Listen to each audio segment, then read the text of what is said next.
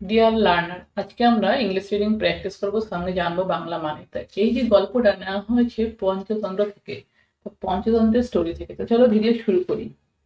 The quarrel of the বিজ। বিজ মানে মৌমাছি, বি মানে মৌমাছি, বিজ মানে একের অধিক মৌমাছি। বিজ মৌমাছিদের ঝগড়া। ডিউরিং স্প্রিং মানে বসন্তের সময়, হ্যাঁ। The female bees remain busy building their beehive. The female মানে স্ত্রী, বিজ মৌমাছি, রিমাইন্ড বিজি মানে ব্যস্ত থাকতো, বিল্ডিং মানে তৈরি করতে, দেয়ার তাদের, বিহাইভ মানে মৌচাক। হোয়াইল দ্য মেল বিজ যখন, দ্য মেল মানে পুরুষ মৌমাছিরা, হার্ডলি ওয়ার্ক কখনো কখনো কাজ করত। হোয়েন দ্য ফিমেল বিজ finish building the hive, when যখন, দ্য ফিমেল মানে পুরুষ, দ্য ফিমেল মানে স্ত্রী, বিজ মৌমাছিরা, স্ত্রী মৌমাছিরা, ফিনিশ সমাপ্ত করত, শেষ করত, বিল্ডিং তৈরি করা, দ্য হাইভ মানে মৌচাক, মৌচাক তৈরি করা যখন শেষ করত তারা স্ত্রী মৌমাছিরা। দ্য মেল বিজ টেক ওভার, দ্য মেল মানে পুরুষ, বিজ মৌমাছি, টেক ওভার মানে এটাকে অধিকার করে নিত। ওয়ান্স একবার, they had a huge quarrel over this problem. They had a huge, they had তাদের মধ্যে, হিউজ একটা অনেক বড় কোয়ারেল ঝগড়া হচ্ছিল, অনেক বিশাল আকারে ঝগড়া হচ্ছিল, ওভার দিস প্রবলেম এই সমস্যাটা নিয়ে, দিস প্রবলেম এই সমস্যা।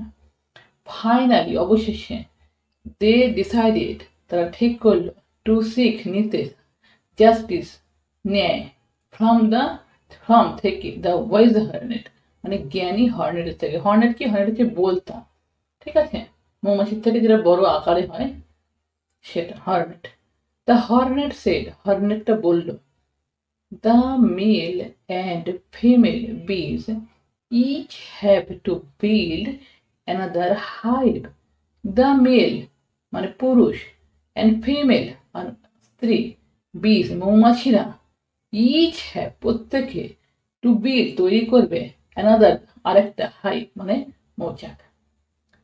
দ্য সোয়ার্ম, সোয়ার্মের অর্থ হচ্ছে দল, মানে যেই দলে মানে যেখানে অনেক মানুষ থাকে তাকে বলা হয় সোয়ার্ম।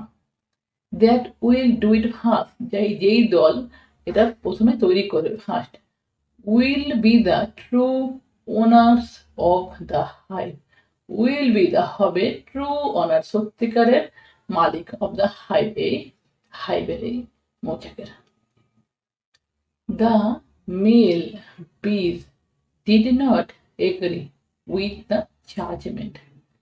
দ্য মেল বিজ পুরুষ মৌমাছিরা, ডিড নট এগ্রি মানে সহমত হলো না, উইথ দ্য জাজমেন্ট, উইথ সঙ্গে এই জাজমেন্টের সঙ্গে কি হলো না? সহমত হলো না। বিকজ কারণ, they did not know, because they তারা, ডিড নট নো মানে জানতো না, হাউ টু বিল্ড কিভাবে তৈরি করতে হয়, আ হাইভ একটা ছাতা বা একটা মৌচাক।